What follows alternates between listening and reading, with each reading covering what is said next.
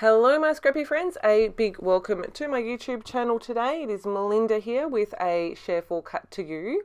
I'm using this beautiful cut file which is called Love Me Some Hearts, and before I cut, well actually while I was cutting the cut file, I played with some Distress Oxides, which was the first little paper I showed you.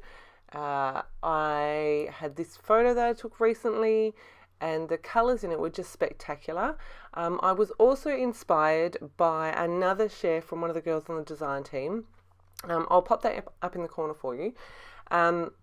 She had used an ombre rainbow striped pattern paper and cut the cut file from that, and I really loved the way it looked. So I thought rather than using a pattern paper, I would kind of copy the colours from the photo that I had and create my own background. So you can see I'm working on my my cutting mat here, and I tested all the colours out, came up with a colour blend that I was really happy with that was really similar to what was in the photo. And if you have a keen eye, you'll notice that the photo, the darkest colour is at the top and the lightest colour is at the bottom. And I have gone the other way, and I've done it intentionally so that it doesn't all just kind of blend together. So the colours that I'm using is, so from the top to the bottom is Mustard Seed. I'm currently working with Wild Honey. I am using some blender brushes. These ones are, I think they're Gina K designs. I got I bought it as a set from my local scrapbooking store, and I love them and I use them as often as I can because they're super fun, super easy. If you have ever struggled with blending distress, like regular distress ink, I found the Oxides are much more friendly. I've never been able to blend distress inks, but the Oxides, you can see here, they're super easy to work with and they just blend beautifully. This colour is Saltwater Taffy. This is a beautiful, beautiful colour. So you can see I'm just applying a fairly generous amount of colour and working on my cutting mat here. I've got my grid lines as well. So I can see I've got 1, 2, 3, 4, 5. I've got 6 colours. It's a 12-inch piece of paper. So I know that if I go to about the 2-inch mark, for each of them, I'll be right. And make sure when you are, if you do decide to do something like this, that you go a little bit over that line so that you've got somewhere to blend from one colour to the next. So you can see I'm just going back and forth, making sure I've got a fairly good coverage, and then I go back once I've got that first layer down and blend from the colour before to the colour that I've just used. This one is Victorian Velvet, which this is an interesting colour. I found that it can look quite purple like it does right here, but depending on what it's with, it also kind of has this more pinky colour. So it did work perfectly for this photo. This will probably entertain some of you. I actually really wanted to use the Villainous Potion, but it was just too dark for this. I probably could have thrown some in right at the bottom of the blue, but I thought that 6 colours was enough. I have left pretty much my whole process of the blending in here for you guys, because like I said, it's fairly easy to do. There wasn't a lot of stopping and starting. I didn't have to clean brushes or anything in between. I am using a different brush for each colour, which makes it super easy as well. This colour here is Stormy Sky. This is a gorgeous colour. You will probably find, if you haven't used Distress Oxides, or if you're just getting used to them, that the darker colours, if you're blending, you will need to add quite like add it with a heavier hand. So you can see I'm just adding that there, and then I will go back. You can see how harsh that line is between the Victorian Velvet and the Stormy Sky, but I will go back in and blend that through in just a minute. You'll see me do that. So this share actually went up on the blog yesterday. I have been lucky enough, I actually flew across the country to hang out with some of my very good scrappy besties over on the east coast of Australia. I'm on the west coast. And Gwen was there.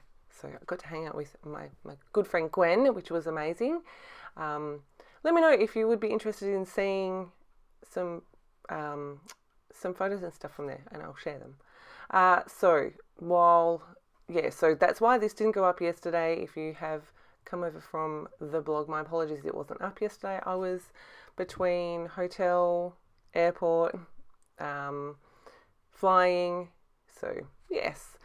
But it was a great, awesome, amazing time away, and I'm hoping I can do it again next year. So this last colour here is Chipped Sapphire. This is an interesting colour as well, because once again, depending how you use it, what you use it with, it can come across as very dark blue like it is here, but also quite purple. I kind of would call this almost an indigo colour, you know, that in between purple and blue. But again, it worked perfectly for this photo.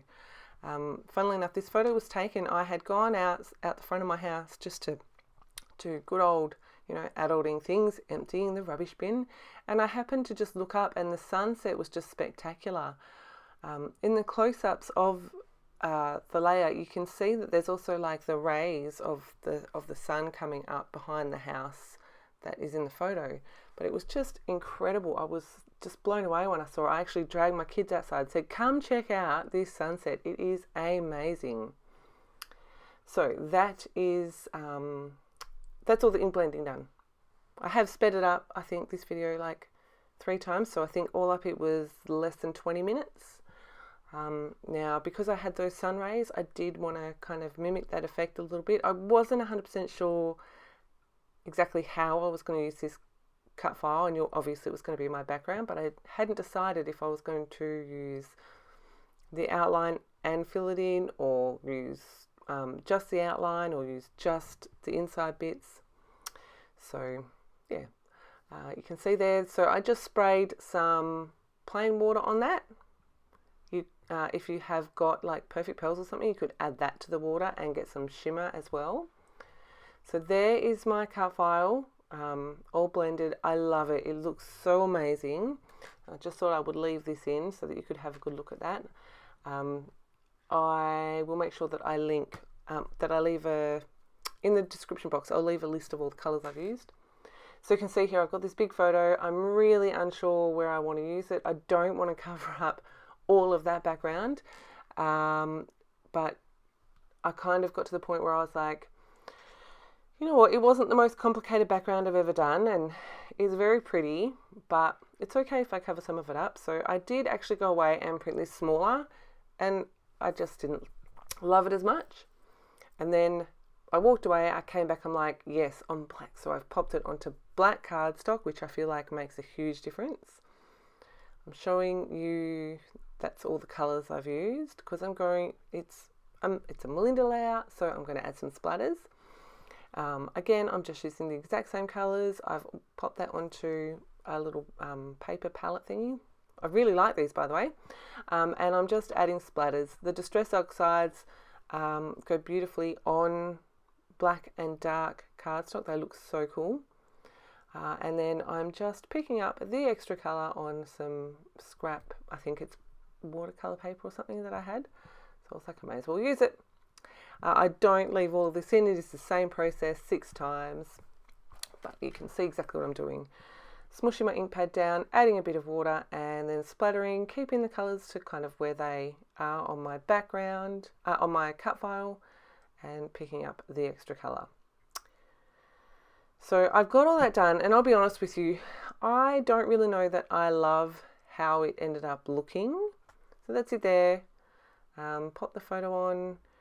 I don't hate it. I don't love it. So I was like, all right, what am I going to do here? So you can see I've cut my photo into 3. I really like, I don't know if you guys have seen them, but you can get art pieces that are like this 3 pieces. I did toy with the idea of not having it straight, but then I really like how it looks, and it's strange. I kind of feel like I'm not covering up as much of the cut file doing it this way. What I was saying before, I don't love those splatters. So I was like, right, what can I do? I'm going to have a bit of a play here. So I pulled in all the hearts that I had already backed with some foam, because at one point I had tried something else. And I really liked the way that looked, but I realised that I was going to have a problem getting the ones that were underneath. So what I've done, you saw me mark them with a pencil, and then I went and chopped off the extra bits, and I'm just going to slip them under there, and no one will ever know. I feel like this is that happy kind of in between with the splatters. It covers up. What I didn't like was the splatters inside the hearts. So I feel like this is a really good. I really like the way this looks, I think is what I'm trying to say. Like I said, I didn't want to cover up much more of this background if I could help it. I'm really loving the way it looks. So I dug deep into my stash. This is Paige Evans' Whimsical Floral collection, what I've got left of it. And you can see I've just done a little cluster there of a couple of florals, a couple of leaves. I pulled out these gold alphas, and they are called Hazel. Honestly, the photos don't even do it justice. This sunset was absolutely spectacular. I've got another Charms Creations. This one's a geotag with gold on it. This one is it's from way back, but I love it. I'm so excited that I got it onto a page. I felt like it was just the perfect little addition of something without it being too much. The colours work really well, and it is something that is not paper. I've got these little phrase stickers from Pink Fresh Studio. The top one there says, "I wish my eyes could take photos," and the bottom ones, it's the little things and beauty. I can't read that one. It says something interesting, and I thought that's perfect, so I popped that in there. I knew I wanted to add a little bit of journaling, but nothing super like, I don't need to write a whole page. The title got me thinking, and I've written, because when you stop and look around, there truly is magic to be found, which I thought was pretty appropriate. I'm going to pop the date up here on the left hand side just to kind of balance that text along the bottom. Do a sketchy border around, and then I am also, because I've got that gold, I'm going to add some gold splatters, Hardy Swap Gold Colour Shine. I don't mind the colour shine on my photos. Obviously I don't want it over someone's face or something. So I did cover up the middle part of the photo that I didn't want to get splatters on. And that is going to call my page done. This was a super fun page to create, especially once I knew exactly what direction I was going in. This cut file in the background is so super fun, so versatile for so many different things. This was super fun. If you have any questions, please make sure you drop them below. As always, thank you ever so much for choosing to spend your scrappy time with me. I really do appreciate it. Let me know in the comments below if you would like to see some photos and things from the weekend, and I will get on to sharing those. And I've recorded my December daily. I just need to edit it and upload it. So as always, thank you so much for stopping by, and have a fantastic scrappy day, my friends.